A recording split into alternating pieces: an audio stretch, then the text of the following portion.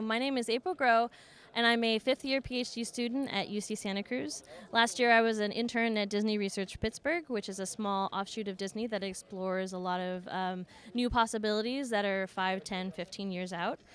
And while I was visiting there, a friend of ours who actually got me the internship, Jillian Smith from Northeastern, came and visited us, and we decided to make a game on a long arm quilting machine, which is one of the machines that they had there in the Disney Reaserch Pittsburgh Textiles Lab. A 10-foot long quilting machine is not very portable. We couldn't find any to rent where we were going at GDC and here, so we made a portable version, which is an embroidery machine. We have an Arduino that that controls the buttons and the lights and takes player input that feeds into a Raspberry Pi 2 that's in the back, which composes player turns into paths and then uploads them to the machine via the machine's USB input that's usually connected to a computer, and then the machine runs. The board is a hex-based board.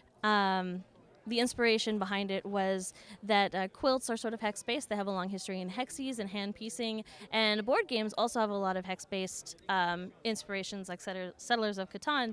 So we wanted to marry those into this inspiration to be played on the quilting machine as a board game. The physical prototype we needed to take as the affordances of the machine. So doing long jumps, especially many of them, leaves long threads on the machine that are dangerous. Sewing over the same spot over and over and over again can be damaging to the structural integrity of the fabric, so we didn't want that to happen. And we wanted to make it two-player, but we wanted to make sure their motifs were distinct because we couldn't change colors, right? It takes a long time to thread these machines, and we couldn't stop and rethread the machine in between every turn.